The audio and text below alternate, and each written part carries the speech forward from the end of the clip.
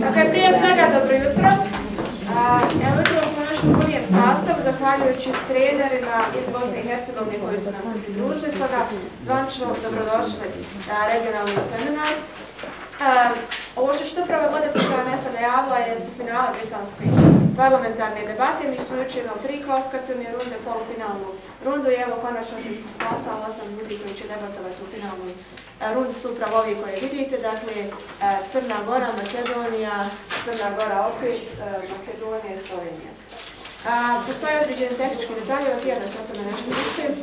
Evo, krećem. Dakle, prije svega, u vezi sa jučerašnjim danom mi smo dogovorili par zadataka, ali do danas još nismo dobili prijave, da podijelite uloge u smislu toga koji ćete dio formata danas prezentovati. Odnosi se na regionalne učesnike koji su bili jučer na seminaru. Dakle, koji dio formata ćete danas pokazivati i rekla sam, dakle, jučer dobit ćete određene nagradice simpatične zato što ćete uraditi. Tako da, Anja i meni molim vas da što prije javite koji ste ulogi uzeti. Anja i ja smo već podijelili određene kategorije, pa ako niste sigurni sami koji dio želite, onda možete tražiti od nas ulogu. Eto, jel ima pitanja? Dakle, molim vas da se javite što prije regionalni debatanti koji većinom još uvijek nisu ovdje. Jeste, evo vidim, tamo u pozadini istočno Sarajevo. Jeste vi uzeli uloge koje želite?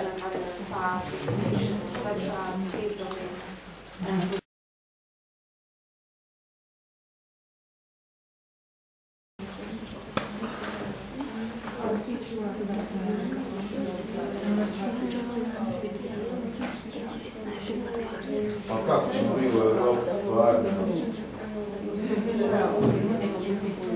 Da, evo, koliko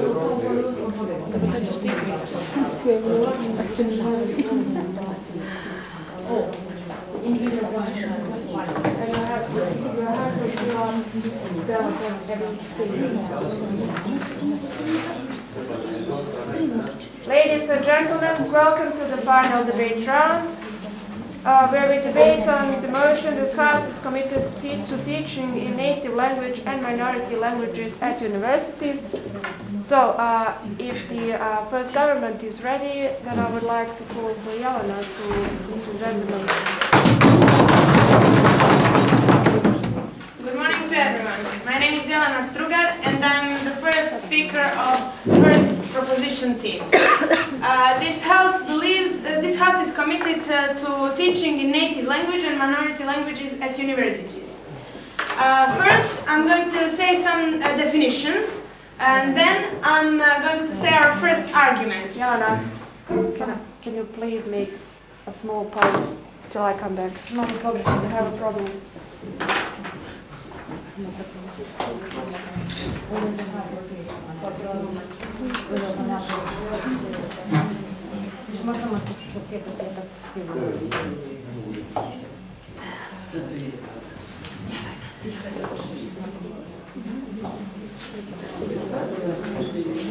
Mama, Tijana, mama.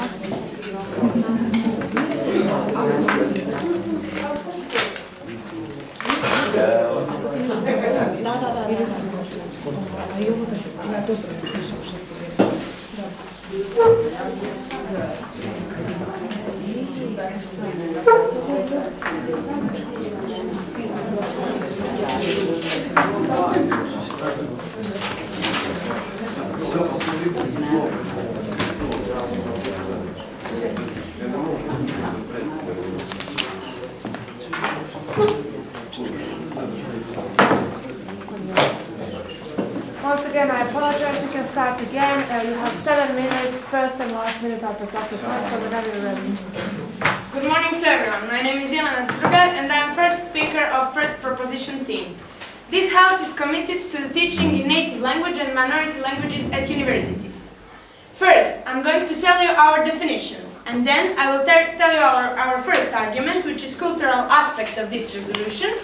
And I'm also going to tell you a strategy, how will we do this, what we're planning to do. Our second speaker will tell you our second argument, and that is globalization. So, I'm going to define some words. Minority language is language spoken by a minority of the population of the territory. Minority is a group of people whose style of life, culture, origin and language differ from the majority of population. So, our first argument is the cultural aspect of this resolution. Every language is a reflection of human culture and it is an invaluable cultural artifact. Humanity suffers when language is extinct. So, to avoid this, government, no thank you, government has to do anything possible to avoid this extinction. Because diversity, no matter if it's racial or intellectual, no thank you, or linguistic, is one of the most important things for us. Because let's think of a hood with a lot of beautiful houses and gardens. Madam? No, thank you. The most beautiful gardens of all is the one that has the biggest number of different flowers. So roses, orchids, tulips, and smells differently, and it's colorful and vivid. For us, yes, please. Do you think that if the language is actually not implemented while learning in universities, the language will be extincted? Yes. Yes, we actually think, because if the people about whose language we are talking do not speak it, who will speak? No, thank you. So, I will continue with Comment, my please. example. Yes. But they are speaking this language because lower grade education already offers this option. We're talking about higher education here. Yes, but if we can't afford minority groups to learn in their language, they will feel discriminated. No, thank you, we don't want to discriminate them. So, as I already said, the most beautiful garden is one with the biggest number of different flowers and different smells. Do we ask from rose to smell like tulip? Do we ask from tulip to smell like rose? No. Then why would we ask from minority groups to learn in, no thank you, in the language that there is not their native language? No thank you. Dear judges and opponents, this government can't let that happen. We want all minority groups to have a possibility to learn in their own languages. How will we do that? Well, the first step in doing this will be enabling them to learn in their own languages at universities. We have an example of our neighborhood country, Croatia. Since 2000, Croatia has a law that says that minorities have a right to learn in their own languages subjects that are connected to their countries. So, if we have subjects like geography, history, Croatian children learn these subjects about Croatia in their own language. Minorities in Croatia, which are Czech, Italians, no thank you, Czech, no thank you, Czech, Italians and Hungarians. These children and people have a right to learn subjects about their country, no thank you, in their own language, just like Croatian kids have right to learn about their country in their language. However, these minority groups are not, also have to learn about Croatia in Croatian language. So, not letting minorities to learn in their own... Yes, I would only like to let the judges know that she was speaking about elementary, lower grade education, and we were debating today about higher education. Thank you very much. Not letting minorities to learn in their own language will be influence to the extinction of their language, and we don't want to do that, dear judges. Thank you very much.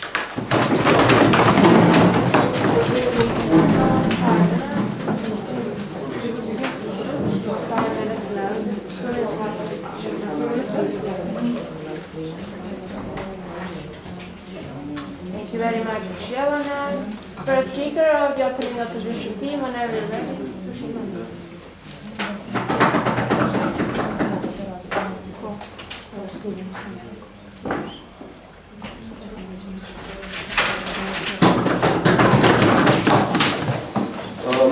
To open this debate today, I would firstly like to help the opposition team with defining about what we're talking about, because the opposition thinks that we can self-explain these terms, but it is prescriptive terminology, because a national minority is de jure stated nation that is autochthonous to some territory or to some country and has been living there for centuries.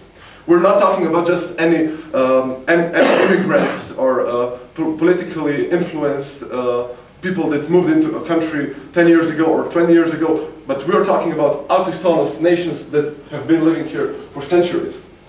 To firstly negate the position team is, they said they will give us a plan. I didn't hear anything about any plan, and the most important thing is I didn't hear anything about any kind of university education. Today, in today's world, we already have the education is the biggest burden for a national economy. These expenses go over 30% of the whole national budget. And with increasing the number of professors, with doubling them, tripling them, they said they will give a chance for every national minority. This could be quadrupling these expenses. I hope you can see their judges where I'm going with this, because this is absurd.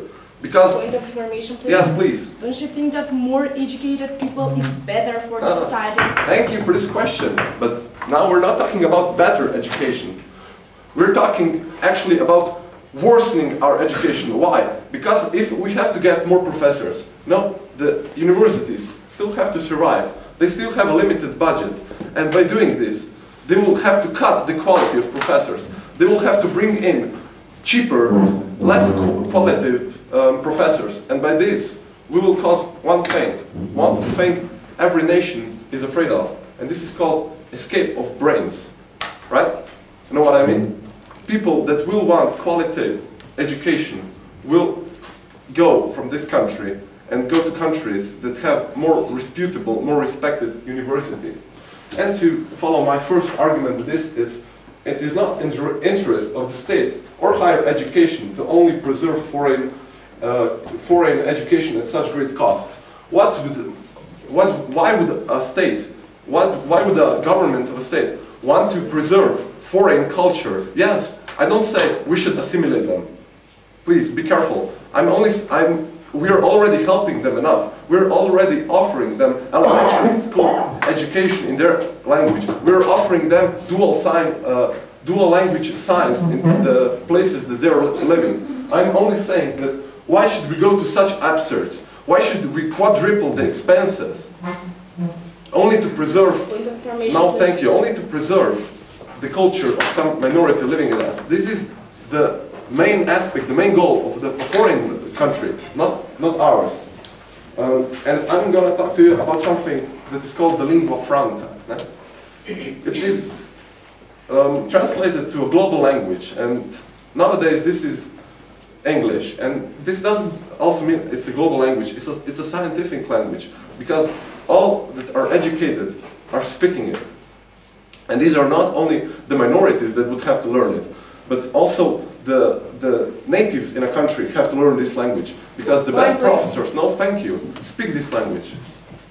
And this is not the thing that they cannot say that we're discriminating the minorities, because then we would also be discriminating our culture. But this is not true.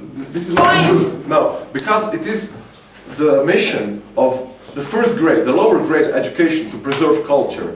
But the higher grade education should preserve knowledge. They should preserve science, and science is global. Science cannot be localized, because the expensive expenditure of science came with globalization. And I will ask one more thing. How do university gain students? They gain students, as I said, by more reputed professors that cost more money, and by this they gain more students. Point of information, yes, please.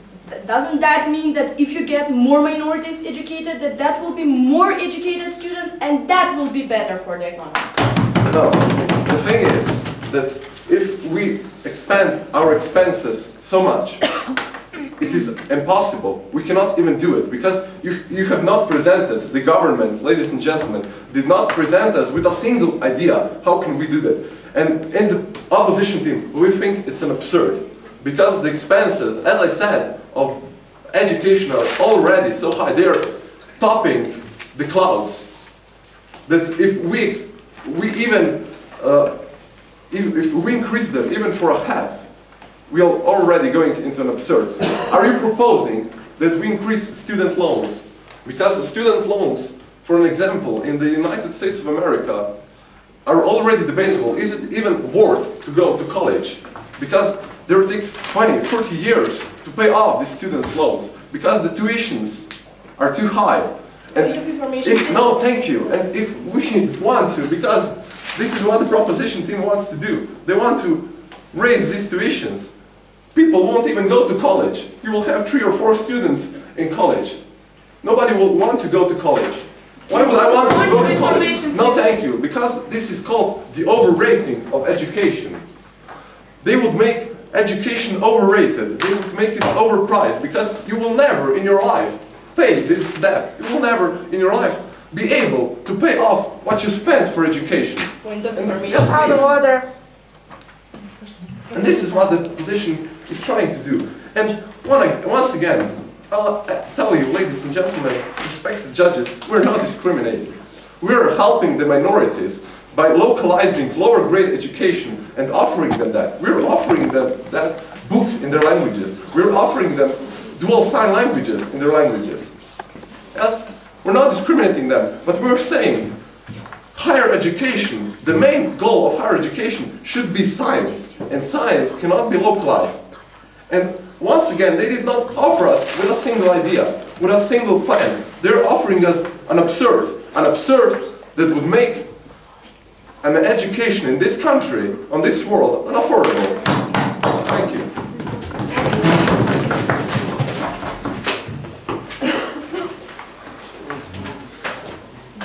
Thank you very much. Rigan, I would like to call for the second speaker of the first government. Hello to everyone, I'm Mladen and I'm the second speaker of the proposition team. First, you said that with learning minority languages, we are discriminating native languages, which is not correct, because, as our first speaker said, minorities are learning the native language on the subjects, and they are learning by their choice their own language. So,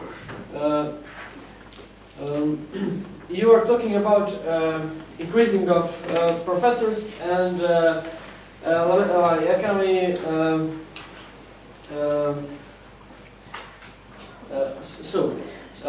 We were talking. Our plan was that at universities, just like in elementary schools, as you said, the students can learn in their own language, not every subject, but some subjects that are connected to their culture. So, the professors, no thank you, the professors who were teaching them would be the members of their minority. So it wouldn't be a problem, because Since you limit the presumption that if minorities don't learn this language, they will lose the essence of the language. That what if minorities want to learn law or economy? In what language would they learn the law or the economy? they wouldn't learn all subjects of their own language, just a few subjects, because if you learn your own language on university, you are preserving your language. Because you cannot say your language just talking it in your family, or I don't know, in your, yes, you go. So, so even though you have not stated that in your actual speech, only in an example, you're saying that they would only learn subjects which are related to their culture in their language. Sorry, can you repeat? You have not stated this fact in your plan. Yes. No, I just I felt our plans now. Okay. The spread and domination of the global languages are the legacy of colonialism. These languages are an example of cultural imperialism. Depriving minorities of their linguistic rights is denying their right to an identity. So, as you know, with globalization comes global languages, such as English, French, or Italian. Sir? No, thank you. And they are destroying all other languages who are less spread. So, for example, English. It's being learned in so much countries in the world, and it's maybe good because it's easier to communicate. But also, it's killing other languages that are not as I said, spread as well. Especially in undeveloped countries and cultures, which have been their colleagues, for example. So, undeveloped countries can resist to this process, and they are accepting the global language. For example, comments, please. No, thank you. We are having an example of India. It has been a colony of England, so they are a majority there. And now on universities, comments, please. No, thank you. They are learning an English language. So you can just imagine how it is for minorities. Comments, please. How is Africa connected to national minorities? You were examining with Croatia, and now you jumped off to Africa. How is this connected with national minorities? First thing, I'm sorry, India is in Asia, with Africa, and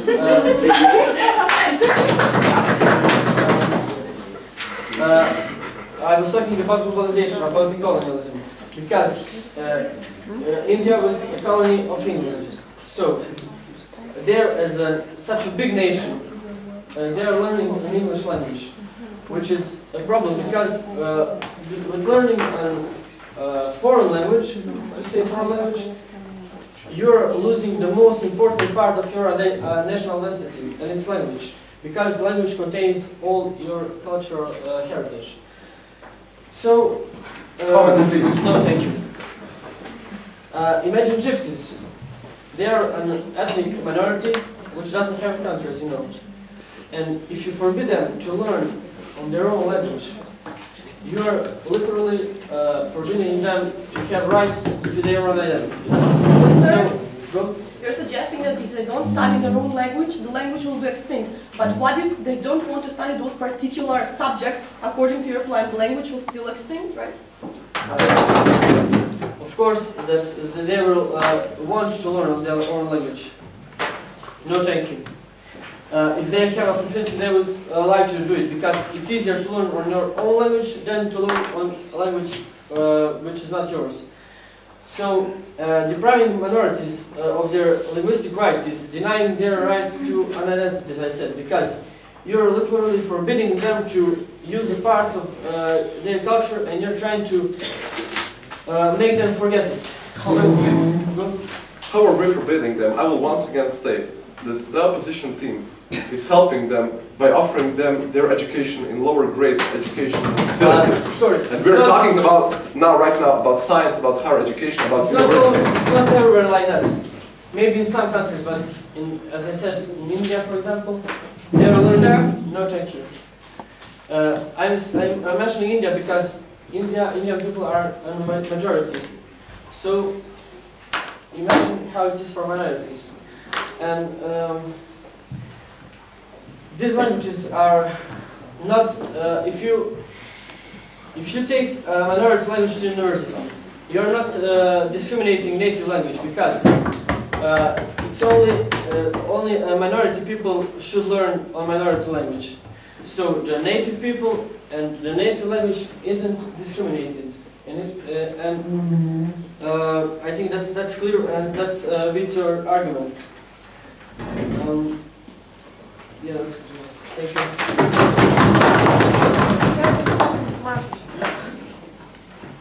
Okay. Thank you very much, Mladen. Now moving on to Gregor, the second speaker of the opening opposition team.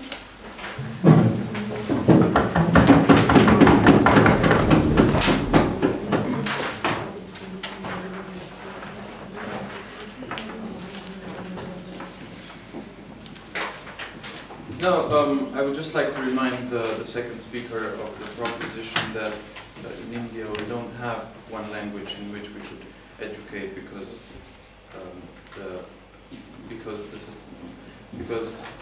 the nation is divided into many cultures, and thus it is impossible to create such an educational system. And that is what our team is actually saying. You're not going to be able to create what they have said because the proposition team has actually stated not what we do, not how we should do it, but why we should do it. They have only stated that they would enable them to learn in their native language, not thus telling us that we would do it at any cost to all minorities, because obviously every minority, all minorities are equally important, and all their languages are equally important. What my first speaker said was that this is financially impossible. I'm going to talk about 3 points in my speech. First one is, what will it cost? The second one is, do languages of the minorities really have such a threat? And the third one is, why there's a reason we don't speak German in the Slovenian parliament. Now, first, what will it cost? The plan they have put forth is that in universities we would have an additional subject to all of all major subjects as literature, geography, history,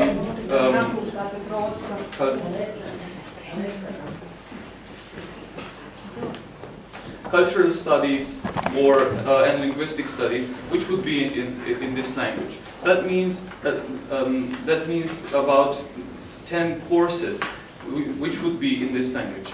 And the fact is that having to create that much extra personnel which would actually educate in this language would be very costly. Meaning the way to take these languages into the universities would be putting heavy weight upon the national budget of education. Point of information, please. Yes. Why don't you want to look at the long-term effect? The fact is, you're not even stating what kind of an effect there would be, because saying that. Point of clarification, please. No, thank you. Because saying that by speaking a language we are keeping it alive. You're saying that what you're looking for is already done, is already complete. And okay, moving on to my second point. Are minorities are minority languages endangered? Minority languages have in the countries which have minority laws certain benefits. They have firstly they have lower education in their own language. Secondly, they have media appearances where where they can show their culture and also work on their languages and so on. And thirdly, we know that self-initiate people will always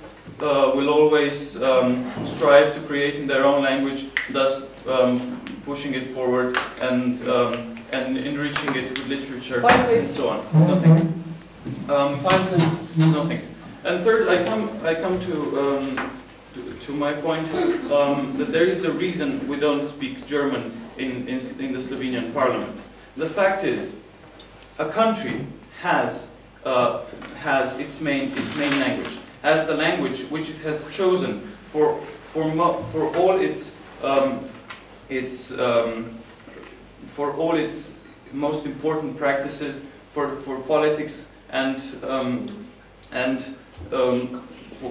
for higher. No, thank you. And currently for higher education.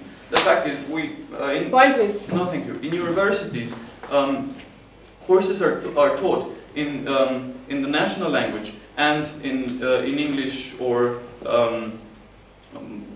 being it lingua franca, as my first speaker said, and being it the main tool for communication in the world. Yes. If we are here debating on Slovenian language, wouldn't it be easier for you? Sorry? If we debate on Slovenian language, wouldn't it be that easier for you? Well, the fact is, each country has a national language, and each country wants to promote its language, also because of the fact it wants its own language to survive. Because we have small nations, which don't have millions of speakers, but the fact is. But the fact is, they have to be promoted in order to have some sort of relevance in the world. And the fact is, higher education has to be done in the national language, because in the higher education we can support people so they can scientifically and spread the language and thus keep it alive. Thank you very much, Gregor. Now moving on to the second government, and Jovana.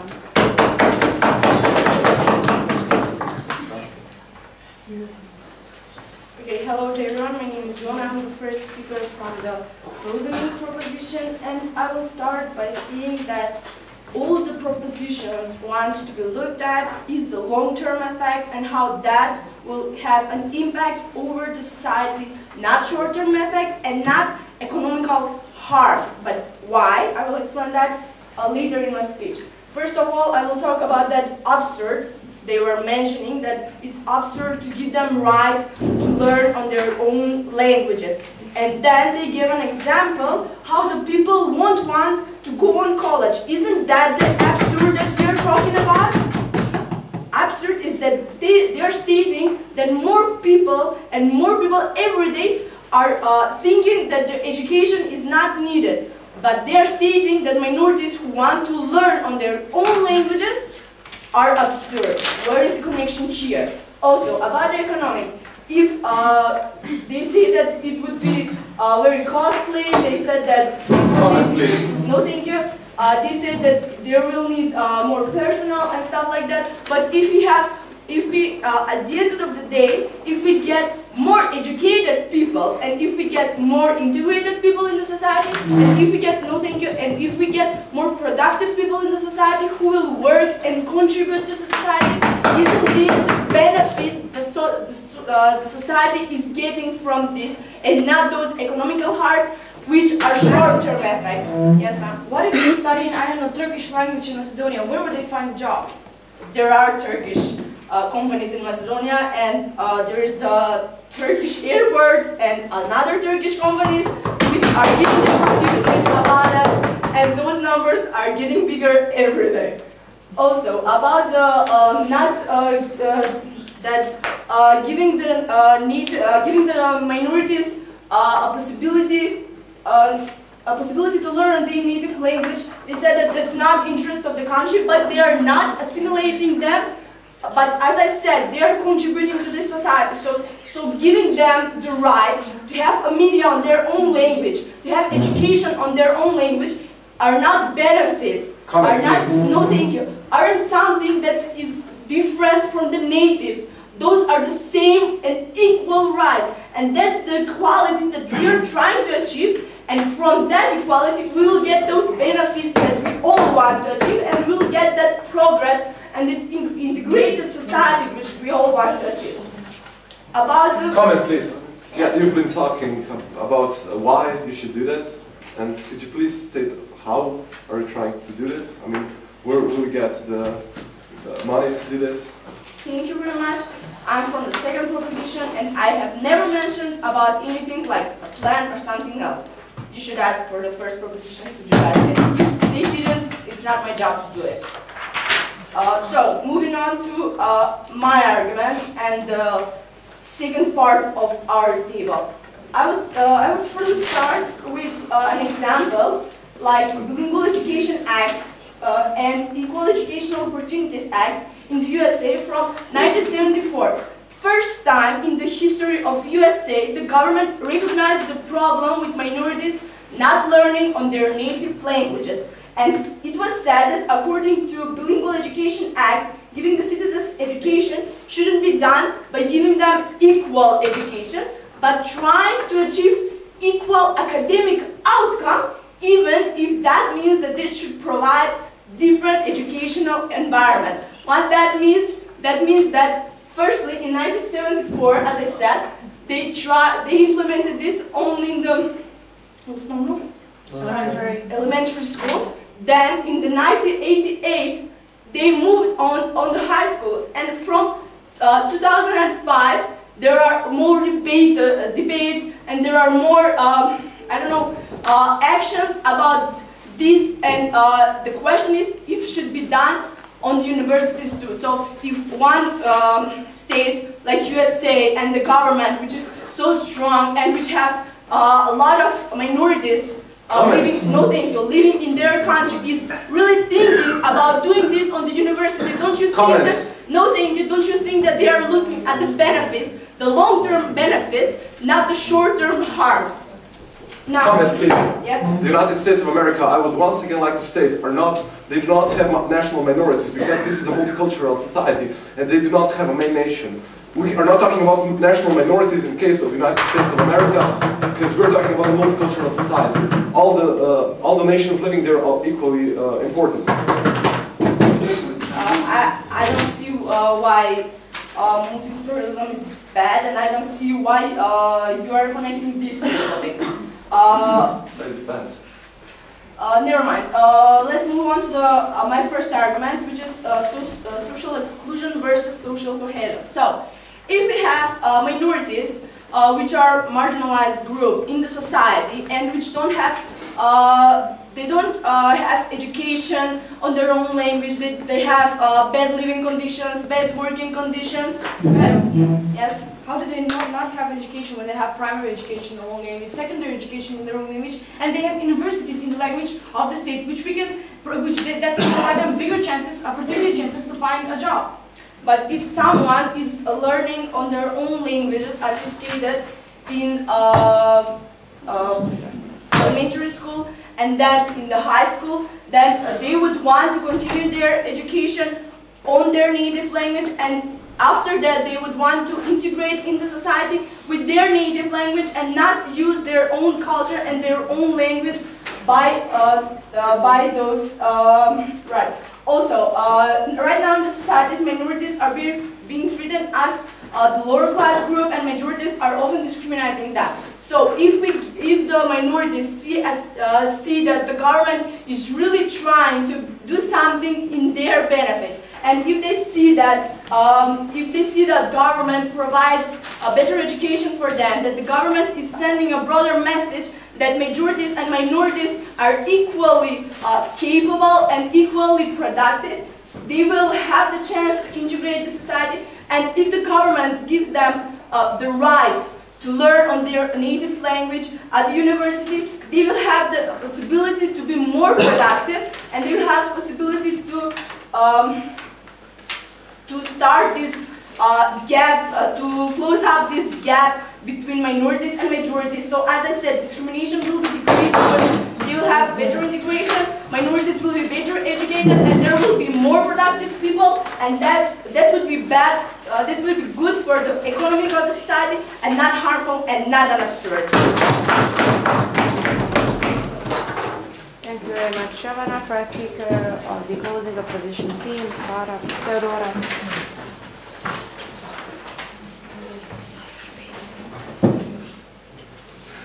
Right.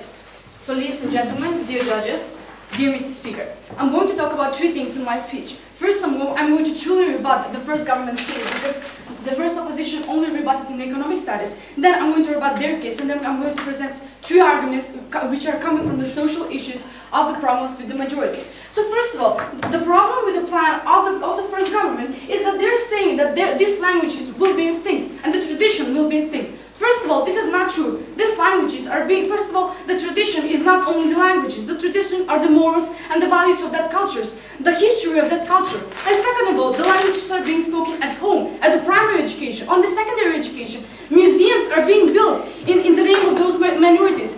Media is promoting their languages. And second of all, even if this was true, even if they hadn't implemented in the universities, these languages wouldn't sting. They have a hole in their plan. The hole in their plans, they strictly say that minorities will learn the language on their own language, only geography, their culture. Well, what if someone wants to learn law, wants to learn the education, wants the educational system, wants to learn the economy, wants to learn science?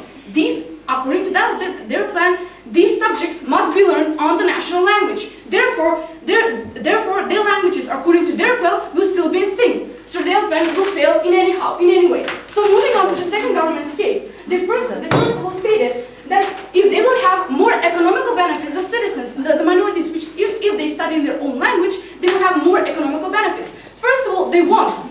There are thousands there are a lot of numbers of minority languages, of minorities who are living in that country. So imagine some Serbian people living in Germany. What if they study all the subjects in Serbian? How will they find a job if they actually don't know German? No, thank you. Later. They don't know the German languages, because these people actually are being provided the chance to study in primary education, in secondary education. And now, if they had the chance to study in universities, they wouldn't be so connected with the national law, with the national language of that state. There is upcoming a problem where actually those people are a lot harder for them to find a job, which they will become an economical burden to themselves and an economical burden to the state as well, because they will not have the chance to find a job. So moving on to the second, please. Are you stating that if someone lives in Germany in primary school and then in secondary school and blah blah blah and living there a long period of time, are you stating that they will not learn the language? They will know the language, but they will not know how to speak it as well as the national school. Now moving on to their second point was the academic outcome. No, thank you. Was the academic outcome? This is coming to my first point, the role of the education. The role of the primary and the secondary education is to actually... Are you getting me? Educational... No, not educational, like raising role in society. But moving on to the university has a role to educate people. If the university has a role to educate people, if they can educate the people, they can actually provide a better condition for them, as I explained previously, for better economical conditions for themselves to find a job and to be more productive to the society. We have up till now, the countries have let them for them to study on their primary education, on their secondary education. We cannot let this slippery slope effect go further on, because they will have even harsher conditions, and this will lead to increased discrimination. But for that later. First of all, the third point was the social exclusion. They're saying if they don't have education, they can't integrate in society because they will be seen as low-class citizens. Well, we're saying that if they're being given special recognition by the government, if they're being given special conditions, then the government is sending a broader message to the people. These people need more than you. These people are a special group who need more attention than you. And now the citizens see these minorities, the difference between the citizens and minorities are even bigger due to the fact that the majority thinks that these minorities need bigger recognition. The difference, also the difference is between the tradition and the languages, which is moving on to my first point. The first point, that what will happen, increased discrimination. As I previously explained, these people have different moral values, different tradition, different languages. These moral values are being taught at home. These moral values are being taught at the primary school and the secondary education. So actually, these people are being excluded from the society until they go to university. Why are they excluded? They're excluded because of the fact they do not connect with the majorities. Kids don't go in school, the minority kids don't go in school with the majority kids. But what will happen if they go to university studying their native language? And if they study the native language, this will happen. They will study in the native language. Perhaps they will find a job. Perhaps they will not find a job because not every minority language is needed in order to find a job. So if they find a job, they will also be excluded from a majority because they will be working in a Turkish.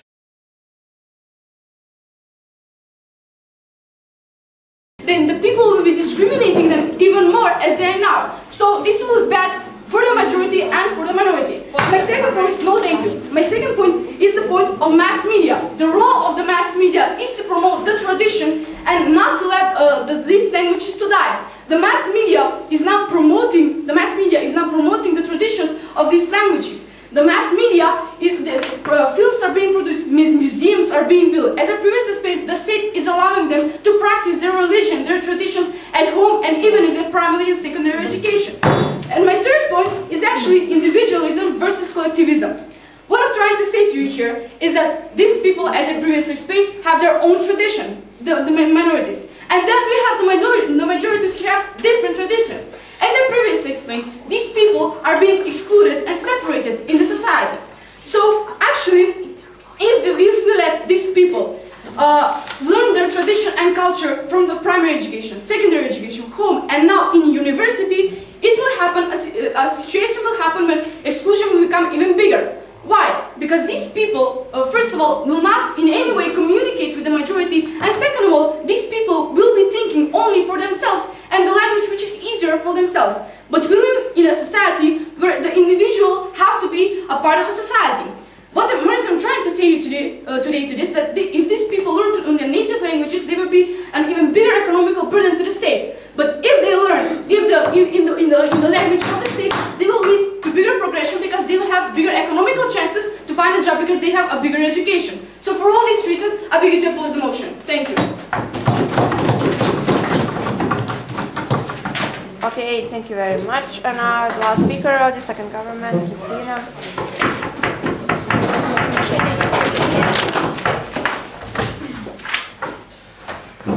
Okay. Hello everyone.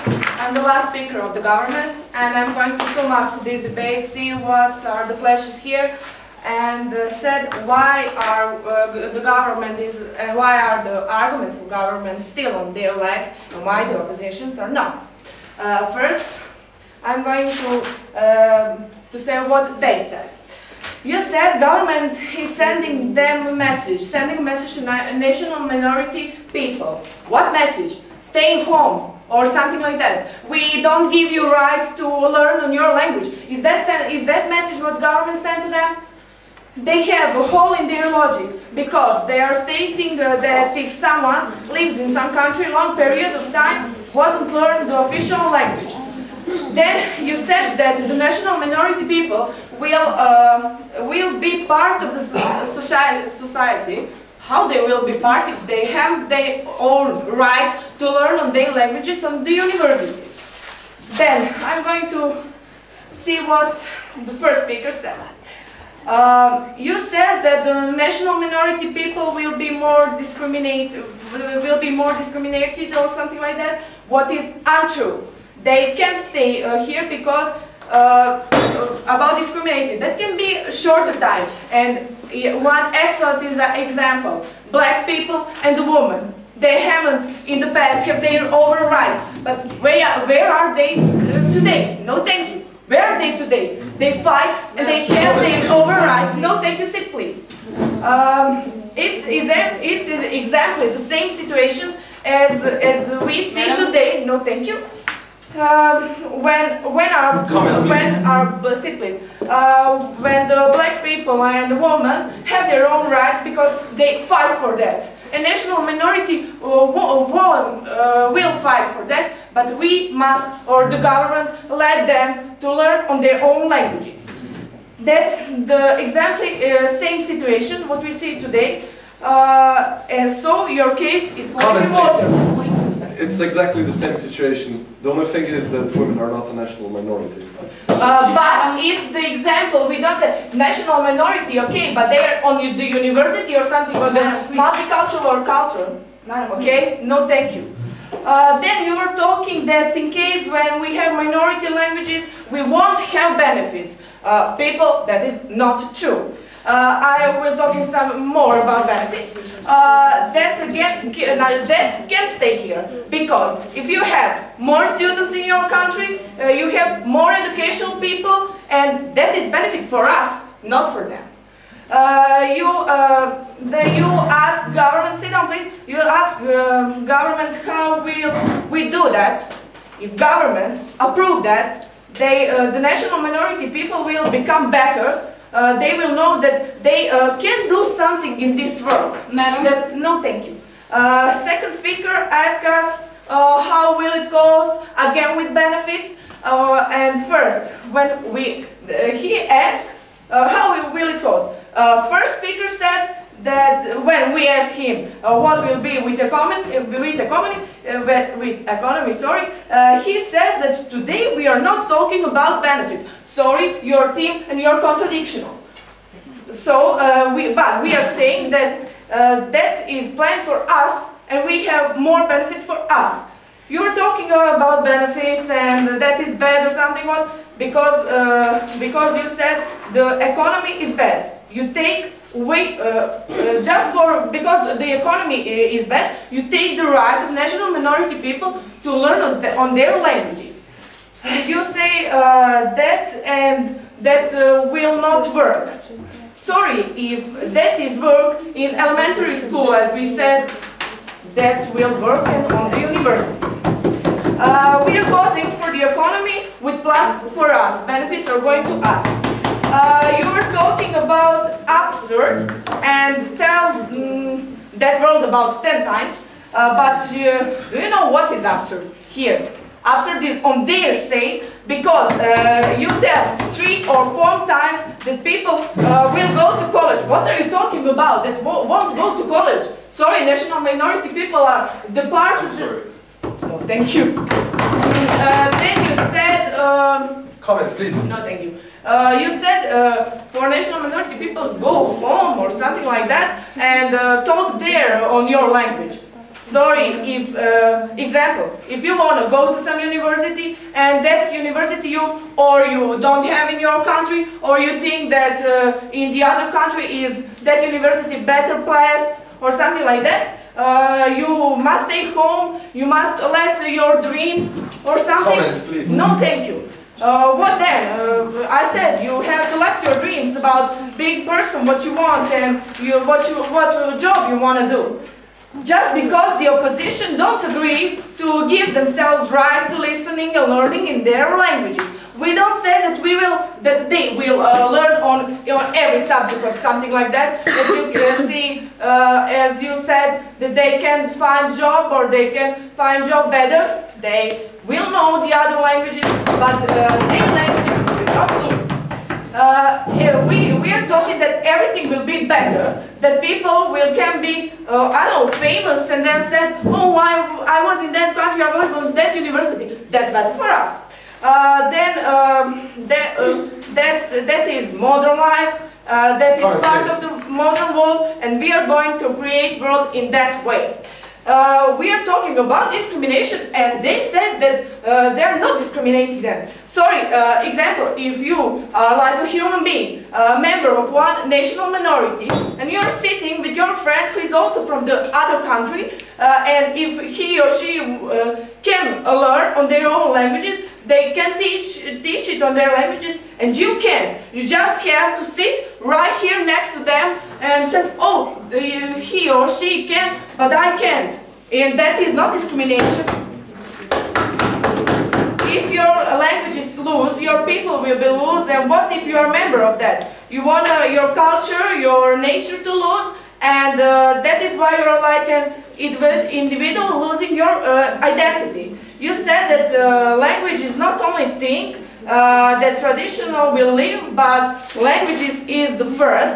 Language is the point of every nation, and in their past, in language, in their past, present, and let them that their languages will be in their future. That's all. Okay, we just finished. We didn't hear good arguments, and moreover, we didn't hear why we can't have national minority in the university. That is not bad for us. And if in house has place for 2 people, there is place for 3 or 4. Thank you. Thank you very much. Now I would like to call for the last speaker of the opposition team, Sara, to conclude this debate. Okay, so good afternoon, ladies and gentlemen. I have the honor to close this debate from the side of the opposition. Throughout my speech, I will do 2 things. Firstly, I will refer to what was going on between the second government and opposition, and distinguish the clashes here and explain to you why the opposition was actually right and how we won this debate. And then I will actually look at the bigger picture which came out with the second government and opposition, and distinguish here the clashes and tell you why we will win this debate. So, firstly, let's take a look at the plan which the first government proposed to us. I will actually explain to you how Teodora managed to refute it and say that firstly, it is not needed, and then secondly, it won't fulfill its aim. So, the arguments and the reasons they gave us for implementing their plan was because if we do not implement their plan, the language of the minority will be extincted. Also, that the cultural heritage will be lost. Well, as Teodora has told you, that is not true, because they actually practice their language at home. They have their own cultural values who they practice outside of the university. They will study their own language in primary school and in high school, which means that they actually know the language, so the language can't extinct. But even if we suppose that this is true and that their presumption is true, Teodora managed to show you how their plan actually won't fulfill its role. Why? Because they're saying that they will only learn some particular subjects in that language, which means that still they will, if they want to study some other subjects which are not related to their countries, for example, economy, law, maths, or etc., they won't study they won't practice this language according to them, so the language will still extinct, and that is how actually their plan does not fulfill its role.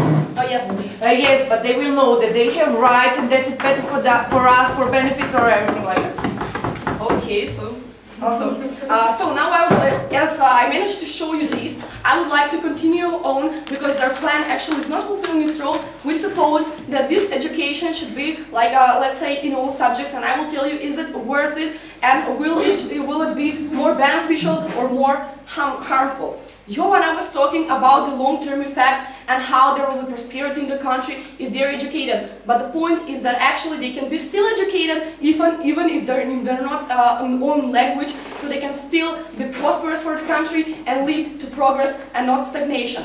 If we implement these, they will actually only have much more difficulties, because it will be harder for them to find a job, because they won't know the language on the level in which the majority of the people know it. So it will be more hard to them to include in the society and to be as much as productive as they can. So the next thing I will talk about, which was actually the most important thing in this debate, is whether this will lead to social inclusion or social exclusion. We managed to show you that if we implement this, we're actually doing special recognition to minorities, but in a bad way. Why is this so? Firstly, because the government is sending a message to them that they are a lower class. The government has implemented, in some countries, has implemented a law for studying in primary and in high school, because there are still kids there and they need to include. But the point with the universities, as Teodora has told you, is that it is actually the point when we have to make this reasonable compromise and actually give them education and not give them not discriminating while doing this special recognition, because they're actually adults, and they need to adapt to the society at some point in their life, and the faculty is actually the point where this should be done. Also, I will tell you how there is no absolute need for this recognition, because they never ever gave us a justifiable reason except for the extinction of the languages and the cultural heritage, which is, by the way, we told you how this is not true. The second affirmative speaker from the second government was talking about how the black people and how the women in the society gained their rights because they showed they reached for them. Well, we never ever heard an example and how these people who are in universities actually show some intention to do this, never signed a petition and never tried to do this actually. And even if this is, just a second, and even if this is true, still Teodora managed to show you how the role of the mass media is essential to this. Yes. Example with the women and the black people is that about affirmative action, that it was done in the past, and as you said, on the short-term effect there was discrimination, but now everyone is equal in society, and that's the wrong point. Okay, thank you. That is leading to my next point, which is about the role of the mass media, as I stated before you asked me the question. The mass media here has the crucial role in doing these things. We have the movies with black people. We have songs which promote them. We have a lot of shows which make them, which show them as equal to the other people. And actually, the mass media has the crucial role here because, as we all know, in the past they were discriminated. But since mass media started to do these things and give them affirmative action, actually they lead to this point, and that is how it is crucial. And not and actually the education is not a tool which we should use to gain them affirmative action. Firstly, because the role of the faculties is to educate them and not raise them, and we show you how this is a reasonable compromise. So that is not the role of the university. The role of the university is to make people educated in order to be productive for the society. Also, another thing that I wanted to explain is about the point with the mass media, that since the mass media actually promotes them and give them affirmative action, how it would be wrong if we use education for this, because these people who will be affirmative action by the university actually will lead to their social exclusion, because the government will use this tool in order to make them on a higher level, which means that it will send a message that they are a lower class, that on 20 years old they cannot study in the national language, that they are not able. That is the main difference here, and why we have implemented this in elementary schools and in high schools and not on faculties, because faculty is the point in life when we need to make this reasonable compromise and make them study in the language which is national for the country, so they could be more productive and more prosperous for the country, but still not harm them, since they used to learn in their own language and now here need to adapt to the society. So for all of these reasons, I beg you to oppose the motion.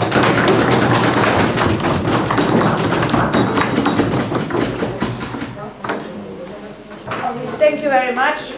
Congratulations on a well-prepared debate. We don't have much time for giving oral critics, so I would like to ask Monica just for a brief review of the whole debate. I'm not going to give every speech because we don't have time. You can start. Yeah. Just be brief, please.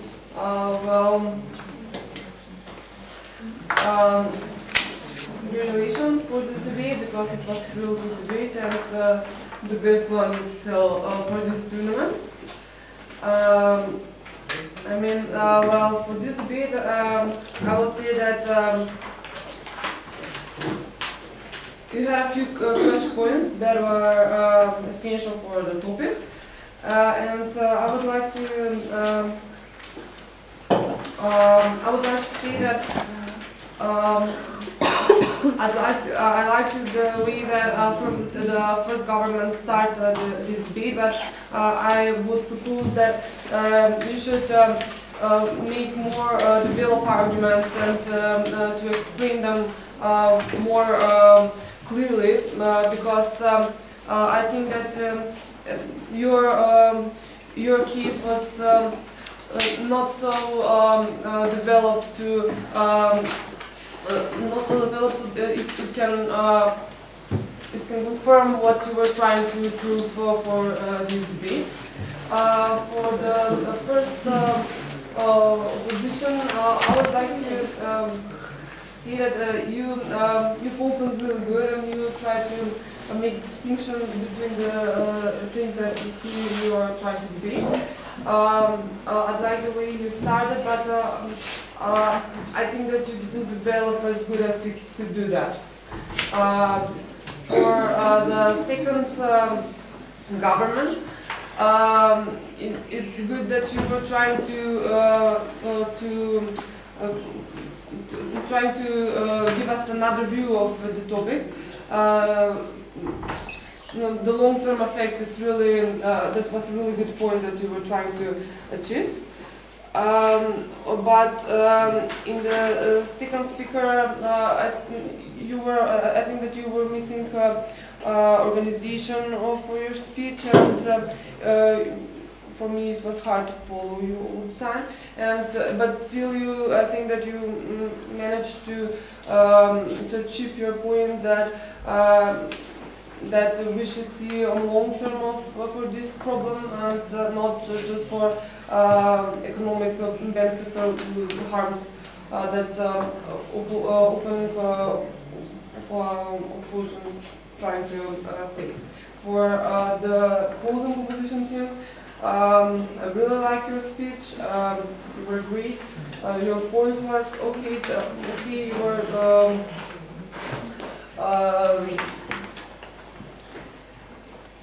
I will just recommend that your points can be organized for. Your points can be organized so you can explain them more clearly and not. Because you actually have 2 points, not 3 points for the speech, and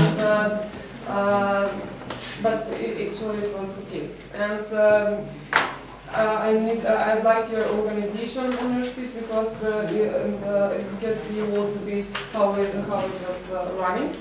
So you had a nice finish speech. On top of all, I think this was a good debate and it was final, it was the best debate on this tournament.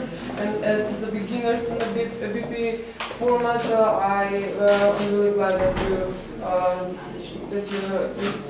you actually are really good in this. Okay, thank you very much. Mutya, if you have anything to add? The only thing I like to say is don't mention a plan if you don't have a plan. The plan isn't the motion. You said our plan is to go to the language in the universities. You have to make the plan, a plan. Just don't mention it if you don't have it. And also this, I really didn't like that you were playing with the stoparica. Yeah. Yeah, I really don't like that. I don't know how the others did, but I think it was very distracting. I don't mind, you can play it. Okay, thank you. Tiana? I'll just add a few things. I also share the opinion that this was the best debate on tournament. You were all good, and especially I like the idea that the first time in tournament I had concrete evidence for your argumentation line. Good and lot of evidence, and I like it. Enough for the British parliamentary style with both sides. I like your clashes and I like your team building connection, especially on this side, because you actually started with the great point that you make distinction between elementary education and university, and then the other side add mass media to all of that, and the story was completed by 2 new aspects of the great side. I like that. The only thing that I have to say is that maybe you should work more on organization of your speech and watch on the time, because you should actually make a concrete thing that you want to talk about, main clash, main things, and don't lose you between anything. Also, I like the way how you deal with the points of information. It was very good, it was enough, and it was a very good story, and I think that this debate was very good. Yeah, okay, thank you very much. I guess you said the main points. I'm just gonna go through some technical details. When it comes about your structure, I think you got it from yesterday and from previous debates, and now you have some kind of experience, and that was really visible here. My advice to you is, Tiana mentioned, when it comes about your structure of the speech and the time organization, first of all, don't let the time tricks you. So